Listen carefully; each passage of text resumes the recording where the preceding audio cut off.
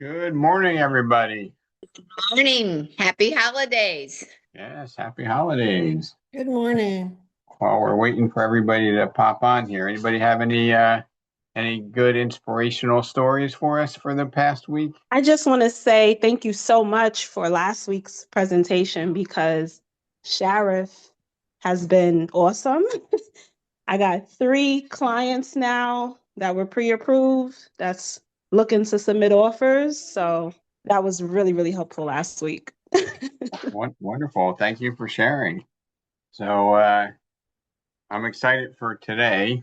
I want to remind everybody on the email. Does everybody get the email with my bomb bomb video on it? My video in it? Yes. Okay. Yeah. So on that email, you get a list to the sheet that I put together for the notes for the session. Okay. So if you want to go back and get the notes, open up that email, click on the link. Okay. You have the Zoom link for the meeting, and then you have the notes from my conversation today. Okay. Um, today's session is partially motivated by Mr. Brian Neugebauer. Do I pronounce your name right, Brian? It's we pronounce it Neugebauer. Neugebauer? Yeah. Okay, Neugebauer. All right, so at our holiday party, we just got to chatting. And I don't know, Brian, I thought it was pretty helpful, and hopefully you took it in the spirit it was meant to be, right? Absolutely. You have such wisdom and insight. And I love the perspective that you always bring into something, and little tweaks make big differences. Yes. And what Brian reminded me of is sometimes when our customers kind of push us, our instinct is to like push right back, and perhaps that's not always the best process to follow or the best strategy, right? I almost I like to give the analogy of, if you're playing a football game and somebody does a personal foul, right? You get 15 yards unless you strike back, and then it's offsetting penalties. So when they push and we kind of push back, we lose the opportunity to move 15 yards forward. Does that make sense? Absolutely. Okay. And, knowing, my sheet that I put here is a little bit migrated away from just taking like 10 key phrases, and I've invested a lot more time into it. And my cornerstone for today's conversation is Phil Jones, exactly what to say. Has anybody heard of Phil Jones, exactly what to say in real estate? Yes, no? No. No. Okay. So if you don't know who Phil Jones is, I would suggest like let's watch Phil Jones. Let's watch some of his stuff on YouTube or get his book. It's an easy book. It's called Exactly What to Say in Real Estate. And I'm going to give you a little secret about the book, okay? And about scripts and what we're doing. And the secret is you can't just read it once. You can't just, if you're only going to read it once, then don't even bother, okay? There needs to be an absorption of it. And I'm going to find a quote from my session today that goes right to this. And it basically goes, let me pull it up. I want to get this one right because it's really, really relevant. And Brian, this is gonna have new meaning to you. I guarantee it. What's the Hold what's on. what's the gist of it? Maybe we can help you find it in the documents. No, okay. So here, words matter. It's actually it's the second paragraph. Words matter, and the worst time to think of the best thing to say is in the moment you're actually saying it. Words matter, and the worst time to think of the best thing to say is in the moment you're actually saying it. Does that have any relevance or have any unique meaning to anybody? Because Yes. if it doesn't, I'm going to talk to you about why that sentence really matters. Does that mean that, like, does anybody process it beyond what just the words are? Think before you put your foot in your mouth. Yeah, that's part of it. But how about this? Like If repetition. you have to think about what you're going to say, you've already lost. If you have to think about how you're going to respond, you've already lost the game, right? If you don't know instinctually how you're going to respond, because let's face it, how many objections do we actually get during any part of our business? You know, how many do you think you get on a regular basis? I will, Brian, I'll ask you first, since we had a really good conversation about some of the unrealistic seller expectations and buyers. And I think, at least you be the judge, but I think I had some pretty reasonable responses to almost everyone, if not all of them. What do you think? You had responses for every one of them. Okay. And I didn't have to think about it, right? It was just No. like a natural flow. It just flowed right out. Absolutely. So, how many objections do you think we get, you know, working with buyers? Let's just focus buyers and sellers. Like, how many major objections do we have from buyers and sellers? Does all the time count, or do you want a number? Well, I know that you feel like it's all the time, but what are the you want to look at buyers or sellers, Brian? Like, let's just look at one of them and let's Buyers. see how many. Let's break down how many objections we get, because there might be a little tweak, but it's within a particular category, and there's probably, I'm going to say, less than 7 objections that we get from sellers. And let's just survey the audience. What objections do we get from sellers? Start with you, Brian. Objections that we get from sellers is regarding list price. Okay, they usually want overprice, right? Correct. Okay. Option fee, earnest money. So I think you're talking about like the transactional piece, right? Not the procurement piece, right? Oh, so you're thinking, okay, so you're saying, So like Ivy, when we go out when we go out to meet a client, okay, and let's just say it's somebody that we don't have it's not a referral, come list me, because we at Remax are great at servicing our clients and getting the come list me's, but they don't make us stronger, right? In other words, for our contest to go to Paris, you know, if you were an athlete and you ran a 6-minute mile, I'm not going to reward you for doing a 6-minute mile. I'm going to reward you for stretching and improving. That's why the contest is a little bit complicated, where you have to build upon what you did the prior year. When we look at listings, Ivy, if it's somebody that hasn't been referred to us or not a past client coming back to us, you know, what other objections can you envision that your agents are getting when they go out there? We talked about overpricing. timing to buy interest rates is a big one. Okay, so maybe we'll put that they want to wait Yeah, for better interest rates, right? Lower compensation, Rob. Interest rates. So the fee, right? The Yep. fee that we charge. What other ones do I don't want to do open house. they don't want you, they want you to do an open house? They don't want to do an open house. Okay, they don't want to do an open house. And Finally. They don't They- feel that they should give any closing costs back because their house is priced well. They don't want to give up any closing costs. I'm in no rush. That's what I was going to say. They want Yeah, to wait timing. to decide. They want to interview more agents. Duration of the listing. waiting for prices to come down. Or to go up if you're selling, right? Yeah. So And I guess in regards to repairs, Rob, sometimes it's like, oh, I have so much to get. I want to get my house perfect before it goes on the market, or on vice versa. I don't want to put any money into getting my house ready. Yeah, No experience in my neighborhood. condition. recently, Have to take it in as is condition, yeah. Duration of the listings. You want list time in the market. You said expiration of the listing? Duration of the listings, you don't want to go for 6 months or 5 months. Okay. I'd say, don't want to do an open house. I don't know if that's necessarily an objection to getting a listing. Overpricing is one that we should expect to have that conversation every time and not be surprised. When we talk about, opinion of value, right? It's very helpful for us to realize the perspective that a homeowner is coming from.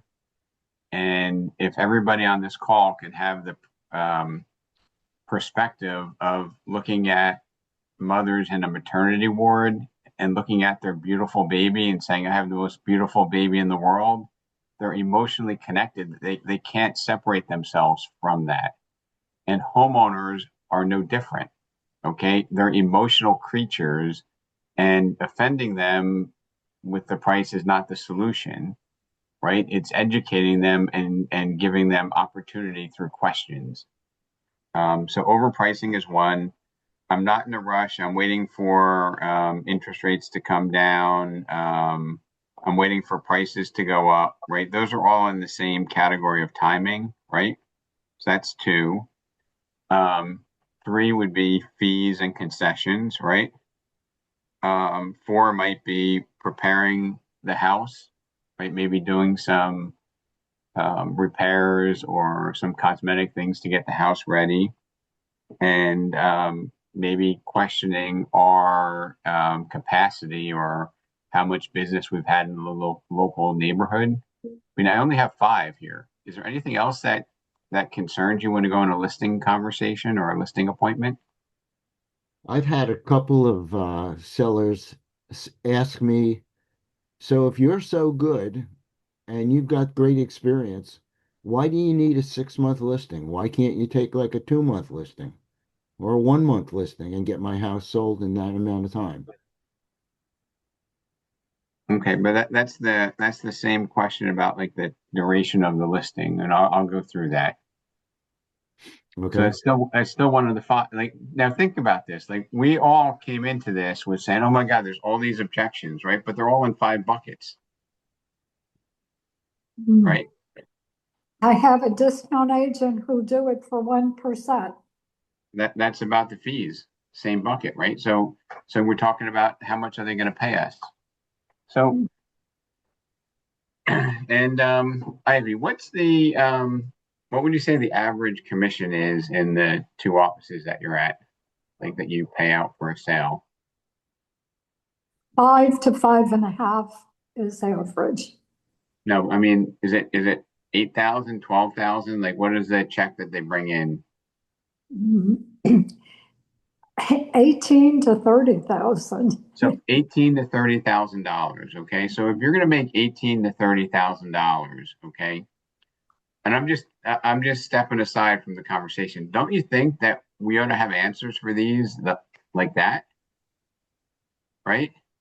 And I have something in here, and I'm probably going to do something unique, which is kind of read through this because it's going to invoke and provoke questions.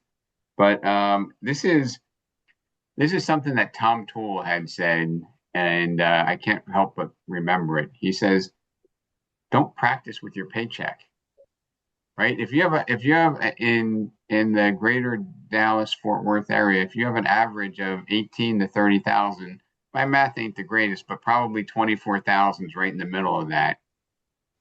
If I have an opportunity to procure $24,000 of revenue by helping a client, sell their property, I personally think I ought to have all the answers. Okay. And I also believe I ought to anticipate what the questions are. Okay. And not be adversarial in the way that we resolve that. Okay. Um, Effective communication opens doors. Knowing exactly what to say gives you the confidence to have more effective conversations and subsequently conversions or sales, right? Now, Ivy, what would you say the conversion rate from a listing appointment is to the listing being signed in the Dallas Fort Worth area? a seller taking 2 listing appointments before they commit? Are they doing 1.5 or 3? 2.5. I would Two and a say half. that's tough. Mhm. Okay, so they probably want to interview 2 or 3 people, right? I can tell you with absolute confidence that you or your peers have invited me to go out to some of your clients or people that were to become your clients who said that they were interviewing around. And guess what? After we have a effective conversation, they have amnesia. They forget about the others. Okay. And we just move forward. And if they do feel like they need to continue and interview somebody else, why do you think that is? Not sold on you. Right. Yeah. And Bill Sheehy, why do you think if you go on a listing appointment and the client says we need to think about it, or we're interviewing three brokers, you're the first one, we need to interview the other 2. Why do you think they continue to go interview the other 2? I would think that you weren't able to connect with them on a business and on a personal level. You didn't leave there giving them confidence that you'd be able to sell for the highest price. Correct. We didn't sell them. And Bill, I talked about the 98-2 rule, right? Where 98% of what happens is what we do, 2% are crazy people and acts of God, right? So when we come back to the office and we say, huh, that seller was tough, or they were unrealistic, or they didn't want to pay a commission, right? 2% of the time that's real. 98% of the time, Bill, that's because we didn't do an effective job at communicating the value that we provide, right? Right. We didn't prepare with a very good value proposition. Right. And sometimes sometimes it's having the ability to customize it to to the way they ask the question so that we can have them feel like the problem is solved. Okay. You know, um, I mean, I hope I have the benefit of going on a lot more listing appointments with all of you and showing you that it's 98% what we do, 2% of what they do. Okay. It's not like we go there and we hope it works out. Okay. It's what we do, it's what game we bring that determines the outcome. Um, Developing word sequences, now this is really powerful. Developing word sequences that reduce friction and allow you to transition seamlessly into more critical conversations without the option of immediately being shut down creates confidence and increases competence in conversions. It's a lot of words. Developing word sequences, that means that you don't have to think about it, right? Because if you have to think about it, might it come out wrong? And I'm going to tell you, I've said the wrong thing, and sometimes I've immediately regretted it, right? At a very valuable appointment. And the way I process that is I'm like, never again. I'm going to make sure that I know exactly what I'm going to say the next time.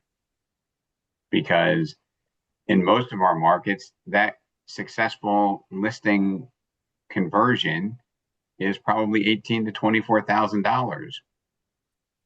Okay, that's a lot of money to play with. And it's also, if you think like I do, there's a different motivation as well, which is, if you know that you can deliver the best outcome to the client, you have not only a financial incentive, but you have a moral obligation to be able to communicate with them in a way that they make the right selection, which is us. Okay, so I'm looking at you, Cindy. Like, yeah, everybody wants to make money, but if you're the best person for the job, not only do you have a financial incentive, but you have a moral obligation to bring the best version of yourself to that conversation. Does that make sense? Totally.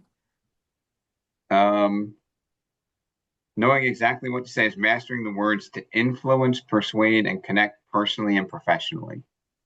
Okay, it has to be authentic. It has to be intentional. We have to know what we're going to say. We can't, Cindy, how many people in the profession do you think are really good at winging it? They're like, oh, I'm great at sales, and I go there and I just wing it. They think they're good at it, but they aren't. right? But there's an overwhelming majority. Would you agree? Yeah, I'd say like 80%. Right. 80, that's why there's an 80-20 rule, right? Ironically, because 20%, the 20% that do it aren't winging it, folks. They're very intentional. They know the words they're going to say. If there's only 5 objections that we get, maybe 6 on a listing opportunity, a listing appointment, we got to know stone cold how we're going to answer those. We should not be flinching. We should not be intimidated. We should not be worried about it, right? Right. In real estate, words matter, but confidence sells the story. If you don't know exactly what to say, the impact is lost, right? When you don't know what to say, do you think you're saying more ums and uhs? What do you think? Absolutely, right? And if I'm umming and ahhing my way through, do you think I'm an effective communicator? Do you think I am conveying confidence and competence?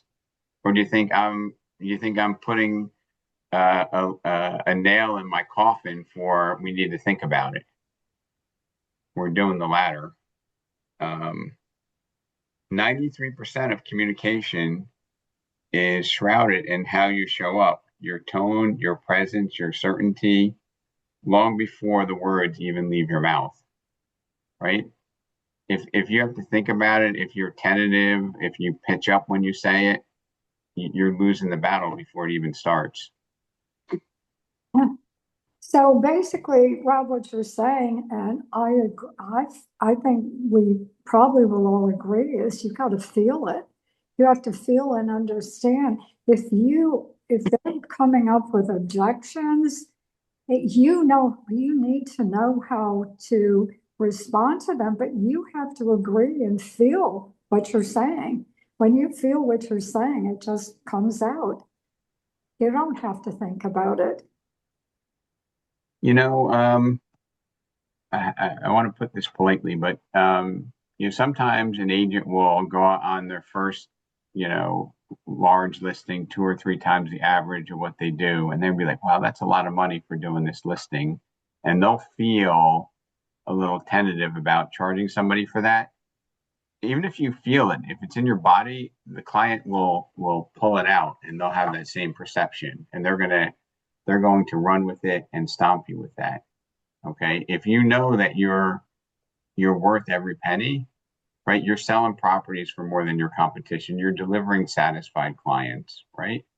You know that you're not even there for the commission because we talked about 18 to 30,000, and I'm just going to use the number 24,000. If I was at your kitchen or dining room table talking to you about putting your house on the market, I am not doing it for the 24,000. I'm doing it for the 12 referrals that you can give me in our professional relationship, because I'm going to deliver a rating of 12 or 13 on a scale of 1 to 10. Okay. And my goal is to get you to give me a gift at closing because I completely exceeded your expectations, right? We work so hard for these opportunities. If we know that we're going to deliver a superior experience and a better outcome, then it impacts the way that we communicate, right? And if you're not going to deliver a superior experience or a better outcome, then figure out how you can do it, right? Figure it out. One of the biggest challenges when we meet sales opportunities is indecision, right? For me personally, I'd rather have somebody say, "You know what, Rob, you're not a good fit," than the dreaded, "You know what, we need to think about it." What does "we need to think about it" usually mean? They're not confident. They're not trusting that you're the right person.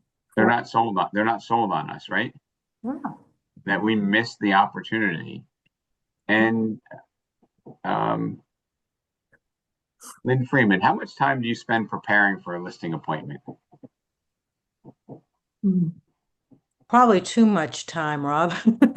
Is it 3 hours, 2 Oh, hours? yes, definitely spend about 3 hours with, research in the market, getting all, I have a tendency to over prepare. But listening to what you're saying about communicating, I can see where I can improve as well. Okay, Being so you prepare for 3 hours, and how long is your normal listing appointment? probably about an hour and a half. I think that I think I have a tendency to overwhelm them with information. I'm trying to cut that back. I'm working on cutting that back. So an hour, hour and a half, and then are most of your listings within 15 minutes of where you live? Yes. Okay, so we have on a generous side, an hour and a half plus 15 minutes there, 15 minutes back. That's 2 hours, right? Mm-hmm. And then you have 3 hours of prep. So that's Correct. 5 hours, right? Mm-hmm. And then what is your average commission for sales? About 20,000, between 20 and 25,000. So here, let me just make this simple. So $25,000 divided by 5 hours, that's 5 grand an hour. That's Don't great hourly pay. No, but don't you think that you need to bring the best version of yourself and that you owe it to yourself not to put one word out of context, out of order, give any opportunity for us to miss out on either getting that listing or getting that listing priced so that you can shine and get a 12 out of 10, right? You can totally exceed Absolutely. their expectation. And Absolutely. and I can tell you, Lynn, if you go there with the expectation that, you're going to pay me 25,000, but you probably want to offer me a bonus, but I won't take it. Like if you go there, you don't want to be arrogant like that, but you want to feel that, right? Right. You want to be like, look at the end of this experience, you're probably going to want to give me a bonus, but Lynn, don't worry, I'm not going to take it. Okay, you know what I do? I listen to some music to rev myself up so I have that energy, so I get rid of that nervousness and project confidence, so to speak. That seems to help, but I like this presentation doing today on what exactly to say so I can improve. So I just said I hate when people are indecisive, right? Because that Mm-hmm. usually means that that's a reflection on the fact that we didn't win them over, right? We weren't on that same connection. Um, and sales professionals are decision catalysts in the lives of their customers and future customers. I would even write that down. Sales professionals are decision catalysts in the lives of their customers and future customers, right? Mm-hmm. Because we need to be effective communicators to get them to make the decision, right? Mm-hmm. If they say they Yes, need to wait, that means something was missing, or they're just being polite most of the time, right? correct. Um, or more simply described as professional mind maker uppers. We help them make their mind up. Um, there are many people who do a great job of getting people interested in something, yet it's the final moment of helping people to decide that creates the action that drives the results, right? So like that's the zero moment of truth, the closing moment, right? That's where, if you've been on a competitive appointment, Lynn, and you've nailed it, right? You know that it's going to go well, right? Mm-hmm. Um, and if you didn't bring the best version of yourself, you also know that, correct? Absolutely. And bringing the best version of yourself requires you to be able to not only connect with people who are like us, but it requires us to have the ability to understand how other people process and make decisions, right? So we have all the tools. Mm-hmm. Um, we help people choose by removing some of the choices and creating easy options. Decisions become easier when choices are polarizing. Okay. So that's a skill of making it polarizing, like yes or no. It's not, we need to think about it. Red wine or white wine, a beach or a ski vacation, right? Those are Mm-hmm. polarizing decisions. You don't want to say, do you want to go to this beach or that beach? Because then they Mm-hmm. might have to think about it. Right. Not give them too many choices. Give them like just two choices. Yep. Master the power of words and learn the precise phrases that can influence, persuade, and create a meaningful connection. Here's something that I think a lot of times we forget. Okay, and this is thank you to Brian again.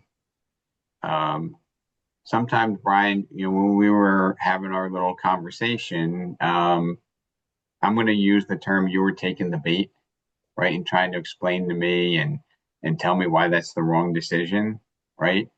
And the quintessential case, which we didn't really, I guess this kind of falls along mispricing, but by way of showing your hands, have you been to a listing opportunity where you've had a great conversation, you had good evidence, you did your homework, and they say, you know what, Nicole, that sounds really great, but can we just try it at 50,000 more for 2 weeks? Have you had that, right? And who wants to volunteer on how you address that and what you do in that situation? I can go ahead and talk about that, Rob. Okay. When I get that, I try to lead them down that path that, overpricing the property is not in your best interest. If we do that, here's the high risk of what can happen is that you're going to be overpriced. Everybody's going to know it, especially if we don't have traffic. That's going to be a big signifier of that. But all of a sudden, days on market come into play. And if you're too many days on market, people are going to say, what's wrong with this property? And if we lower the price, we go out higher, and then we just decide to lower the price at whatever interval that is, 2 weeks, 3 weeks, 4 weeks, 5 weeks.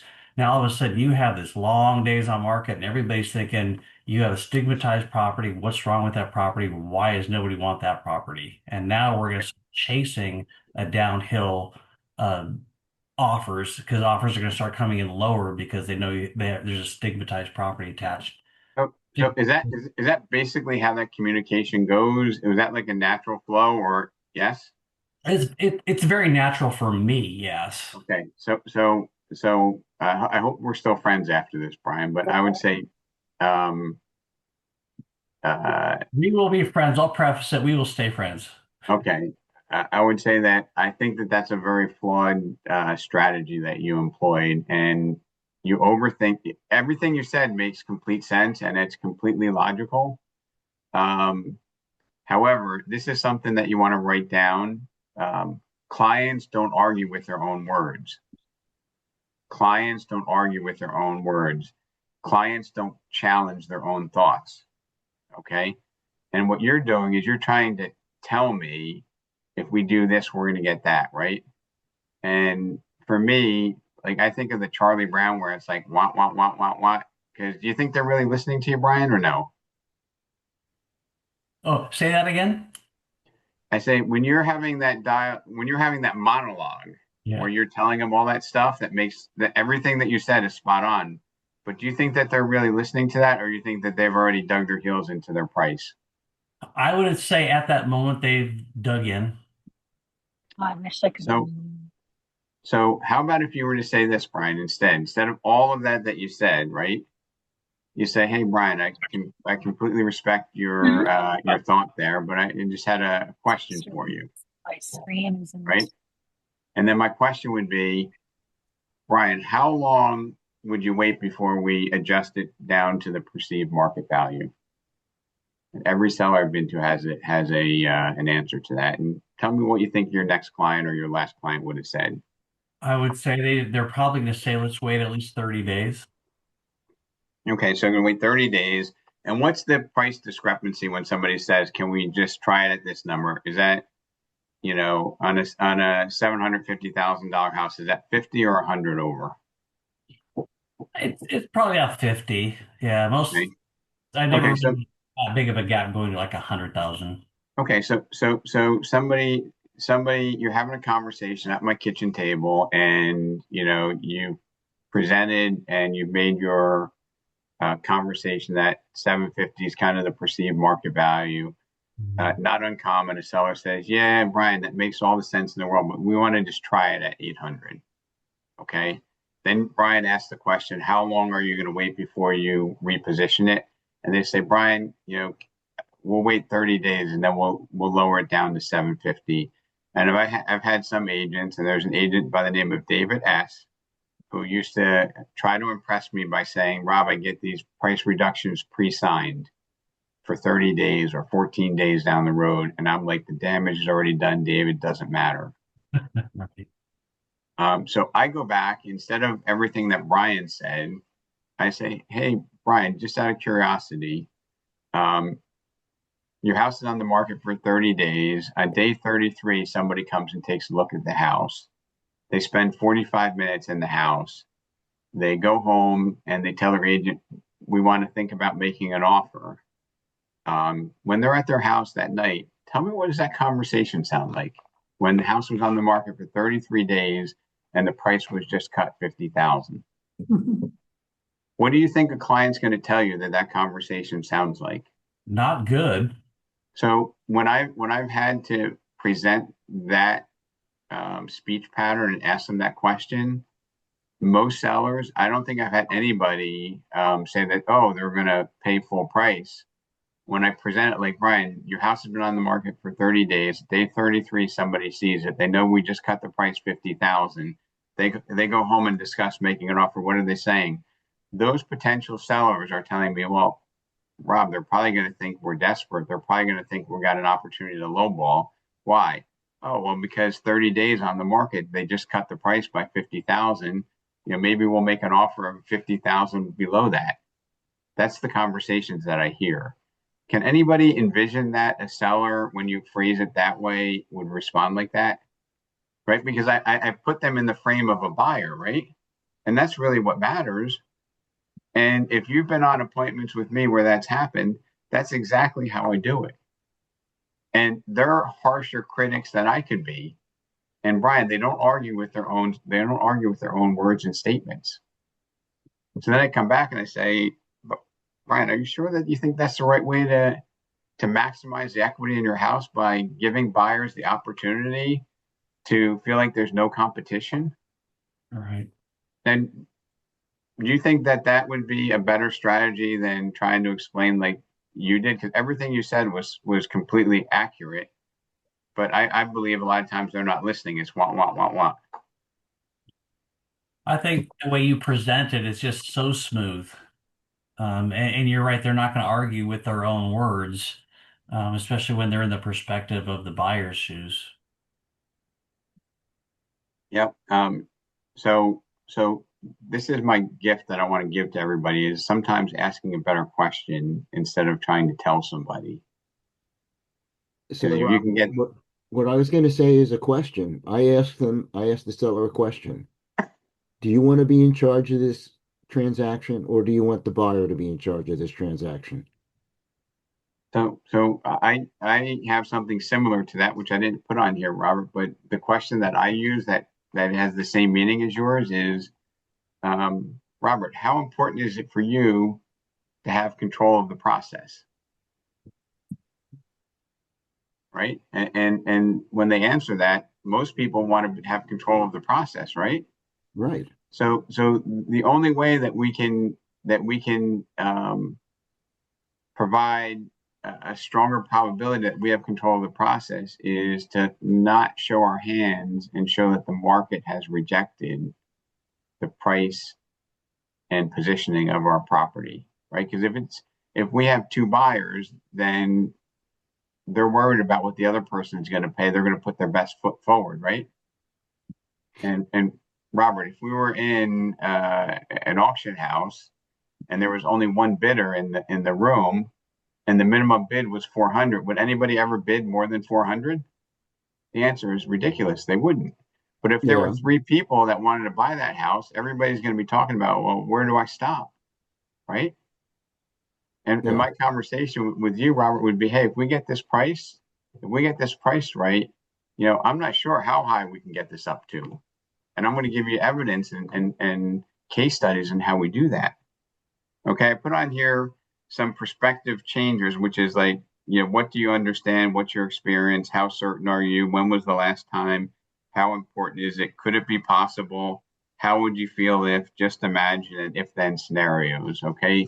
If you get the book, Exactly What to Say in Real Estate, or you do role playing, that will have a little bit more meaning, but it's all on the sheet that I put out there for you.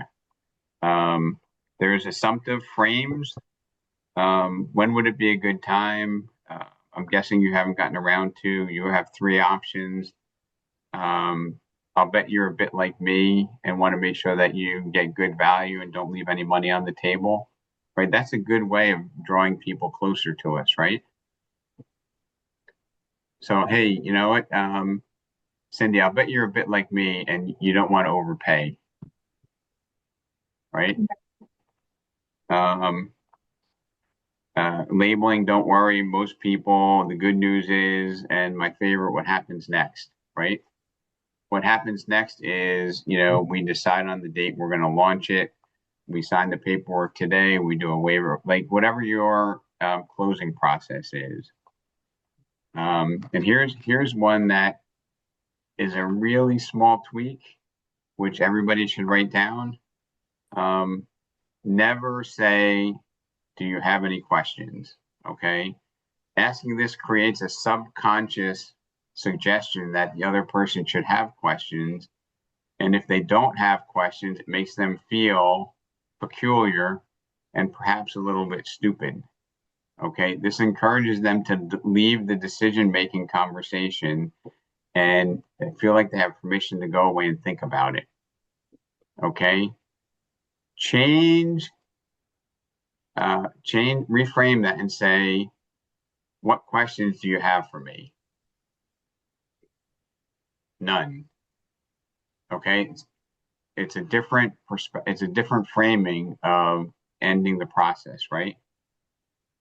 If I say, do you have any questions? Do you feel like you should have a question? If I say,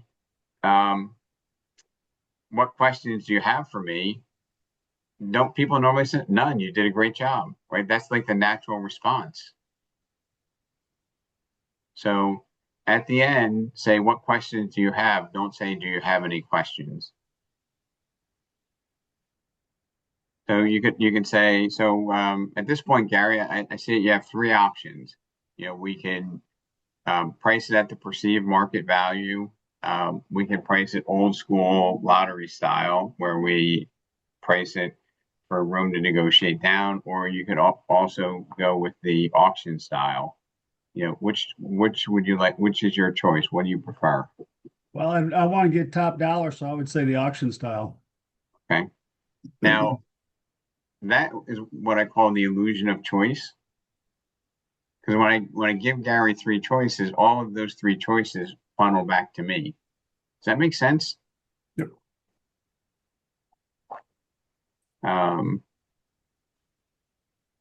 Frame it so your optimal outcome is the obvious choice.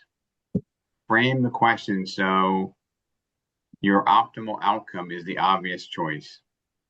It may sound really ridiculous, but you need to think about how you ask the question to drive the right outcome. Can we list it now, do some repairs, or and list it, or wait for the spring market? We have three strategies to launch your home on the market, perceive value. So these are different ways I put down here that you can use that are going to pull out the optimal answer for you to have the outcome that you want. For buyers, here's my seller questions on the sheet. So if you have somebody that's not necessarily committed to selling, and did you ever have somebody that you're like, I think they're going to be selling soon, but I really can't get it out of them? Yes, right. So what strategy or process do you use? Yo, Cindy, when you selling? Beat it, jerk. How about if you said like this? When you sell your home, Cindy, would you be staying local or moving out of the area? Is that an easy question? Yeah. So if I asked you that personally, hey, Cindy, when you sell your home, are you going to be staying local or moving out of the area? Moving out of the area to be closer to grandkids. See, you gave me the answer that was like and then I would say, oh, so Cindy, when do you foresee that happening? Probably in the next 6 months. Now, wasn't that a comfortable transition? Yeah. Right. So, for $20,000, we ought to know how to ask the right questions. Hey, when you sell your home, would you be staying local or moving out of the area? Whatever they say. Hey, when do you think the timing is for that? Here's some of the things that I think you get when you're out meeting sellers. Hey, I'm not going to give my home away. don't tell me to list it for like, I'm in no hurry. I'm not going to give my home away. I can wait forever. Now, when somebody says that, what do they mean? They want what they want. They already have a number in their head that they want to net. So it has nothing to do with the market. They just want what they want. But is it possible, Cindy, when somebody does that, right? That what they believe is not what reality is, right? So, and I put myself in this category before I studied the numbers, and my belief was that, when I was selling my house in Westfield, that I could wait for the right buyer, and I was not desperate, and I didn't have a mortgage on the place I was flipping, and I was in no rush, right? But what I found was that I was giving leverage to the buyers as I accumulated days on market, right? So when somebody says, I'm in no hurry, I'm not going to give my house away, phrases that fall into that category, a perfect response would be, Cindy, it sounds like it's extremely important for you to maximize the equity in your home and not leave any money on the table. Am I correct? Yes, you're correct. So what I've done is I've gotten them, because we're going to get that half the time, right? And if you're believing that that means that they're going to overprice their house, then guess what? You're going to get that listing overpriced. If you believe that there's an opportunity for you to show them the way to maximize their equity, right? Because what I just said, I didn't say I agree with overpricing. I say it sounds like, Cindy, it's really important for you to maximize the equity in your home and not leave any money on the table. That's a powerful line, isn't it? Very. And then I could follow up with that and say, would it be helpful for you, Cindy, if I shared with you how homeowners in your neighborhood or how local homeowners fared by utilizing 3 distinct strategies? That'd be helpful. Right. So then I could show you how the lottery sellers fared. I could show you how the perceived market sellers fared. And I could show you how the people who've priced auction style fared. And then I would go back and I'd say, Cindy, you're probably familiar with some of these addresses. Here's some of the recent sales and the different strategies that they've deployed. Based upon these strategies and the ultimate outcome, which one do you think would be right for you when we launch your home? And there's no market. I've never seen a market where, being stubborn and waiting an extended period of time rewards you. It just doesn't happen. Right. Right. So I love it when people give me the things that I know that they're going to give me, because if they don't give it to me, then they're not really being intellectually honest with me, right? I haven't even really gotten to the real decision making if I'm not getting these type of questions. Okay. We're waiting for the market to improve, or I've lived here for 35 years. I need more time to get the home ready. You all have got these questions all the time, haven't you? Right? I've been here for 35 years. I need time to get my home ready. Right? I guess I don't know if Danielle Coyle, are you on the call? All right. So this was one that, I actually went on an appointment with Danielle, and the husband wanted to get the property sold right away, real mathematical guy. And the wife's like, Alan, we've been here for 35 years. We need at least 6 months to get the house ready and pack everything up. Right. And here we I'm are. here. Who's there? I said I'm here. I'm sorry, I'm driving. You remember that one, right? Yes, And you masterfully solved that problem, right? absolutely. And you expected it. I mean, that some of the time that's going to happen, right? So Absolutely. if you left the clients, the buyer and the seller, like they're not even on the same page yet, Danielle brought them together and got that property listed, right? And you probably even avoided a marital crisis with them arguing about it. Danielle went into her thing. Oh, this is very common. Let's talk about what the next step is, right? The logical answer was, hey, the next step is this. And her name was Andrea, right? Yes. Andrea, the next step is, and you walk through it like without even, like, there was no flinch.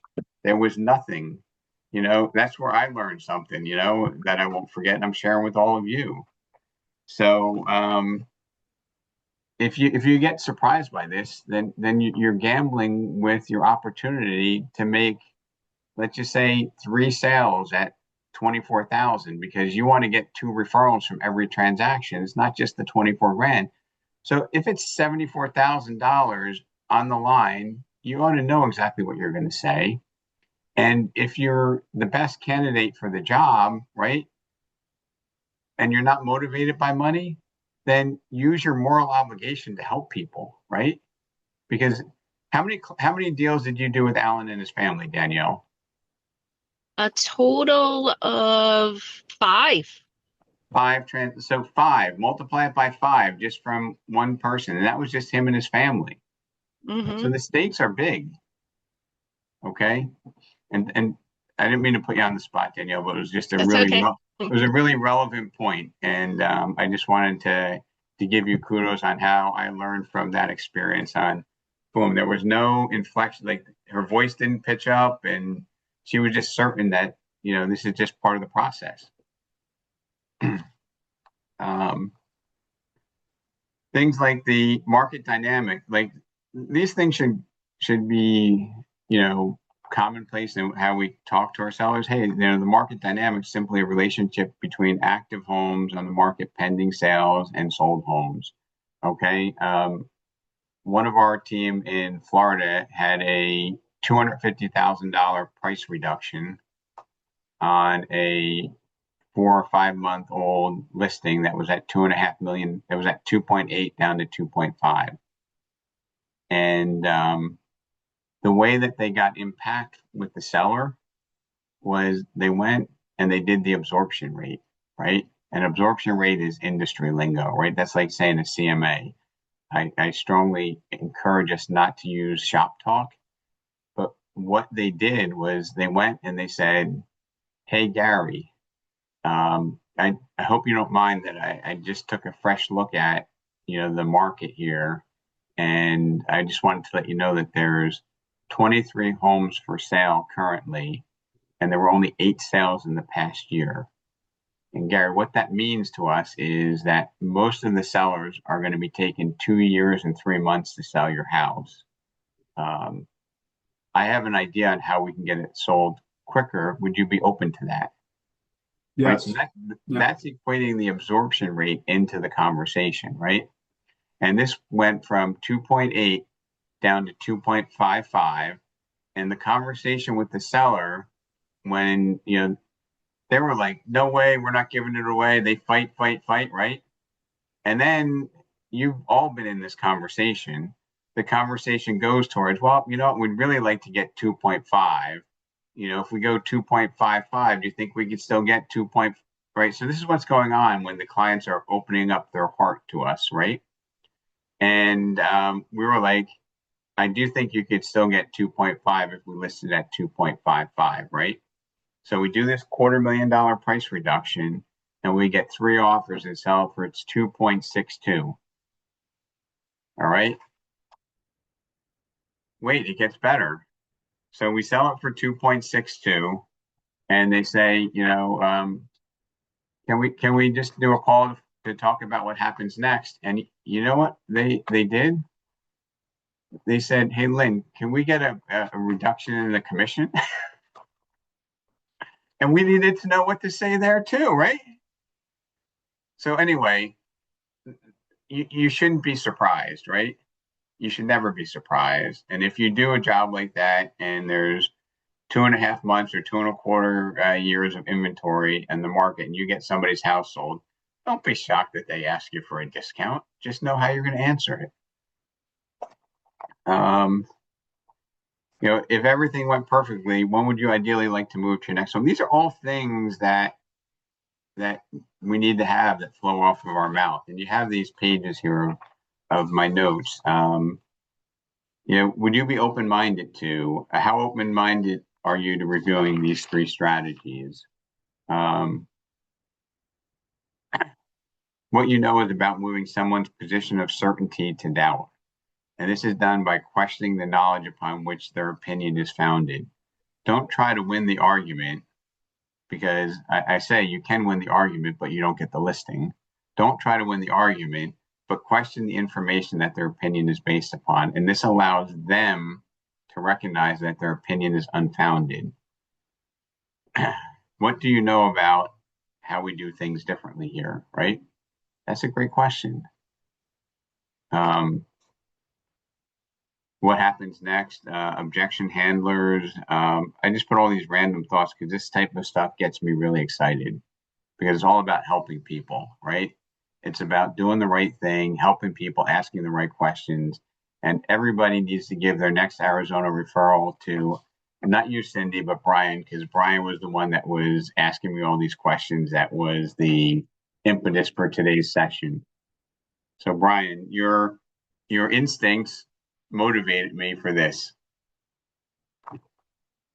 All right. Well, I appreciate that, Rob. And what does that look like? That's my new line. What does that look like? I mean, do you feel a little bit more confident? 100%. And if you watch some of uh, Phil M. Jones podcasts, or you order his book is a really short read. Maybe it's $15. Buy it on Amazon. I'm not purporting that, but it just gives you like some instant reactions to the questions that we always get, right? Mm-hmm. And I don't take my perspective is based upon a lot of different influences, right?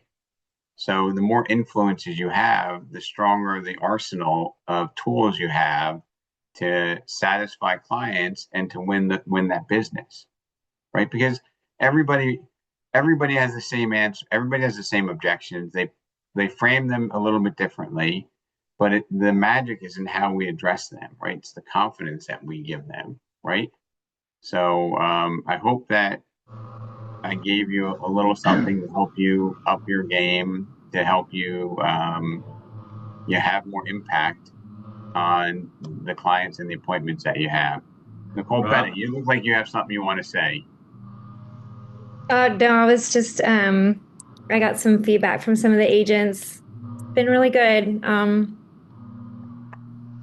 I like the topic. I'm glad that you guys talked previously, and we're talking about all these objections because we do hear them, and it's like muscle memory. I feel like I think all of us And know what we and say. We have our and own little. And Nicole, we're all in this together, right? I mean, the same objections come to you in, the Panhandle as happens in Arizona, as Yeah, happens. Like it's all the same. it is. They're just presented slightly differently. Mm-hmm. Rob? Yeah, good stuff. Yes. This is Howard. You're absolutely spot on. In sales, as much as what you say, it's important to know how you say it. And don't forget that eye contact and voice inflection has a major impact on how people hear what you're saying. If you're looking around and your eyes are wandering, and if your voice doesn't have sincerity, the impact of all this verbiage is potentially lost. So it's how you say the things that you've mentioned. It's very important. Eye contact and voice inflection. And Howard, if you don't know how you're going to answer things, you can't get those other pieces, the eye contact and the inflection, because you're going to be looking up in your head thinking, what's the answer to this? And you're not going to come across as believable, authentic, and who you are. And if you think about the opportunity to whether it's put together a buyer transaction or to get a listing price correctly, I mean, the penalty of that is worse than betting your paycheck at the blackjack table or roulette wheel. Okay, this is a certainty, right? And if you get the listing but it's not priced right, you're not going to deliver the experience where you get a 13 on a rating. And this is something that I want to close the session with is you want your clients to go introduce you to their neighbors. And Danielle, I'm sure Alan Keyes is probably the guy that will do this for you. Not only will he introduce you to their neighbor, but he's going to walk you across the say, Danielle, next time you're in the neighborhood, come by. He's going to walk you to two neighbors, knock on their door and say, Danielle did an amazing job selling my house. And he's going to do that not because he wants to reward Danielle, but because he cares about his neighbor and wants to tell him about that experience. And that's the difference.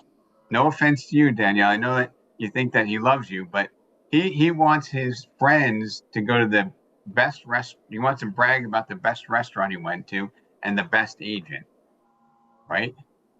So that's why they do it. Okay. We all think about me. Oh, Cindy, can you put write a good review for me? But when they write the review because they want to help the next person make the right choice, that's where it really has significance, right? Because it's not about you. It's about, I want the public to know that when they sell their house, that they got to call Cindy Reddy. They got to call Danielle Coyle. So, Howard, thanks for your wise words of wisdom as always, and I hope I made a small impact in the way you think about things. And next time you go on a listing or a buyer appointment, look forward to getting those objections because it makes the win much better. Have a great weekend, everybody. Merry Thank you. Christmas. Have a Merry good week. Christmas. Happy Merry holidays. Christmas. Thank you. Merry Christmas. Be well. Bye, everyone. Bye, everybody.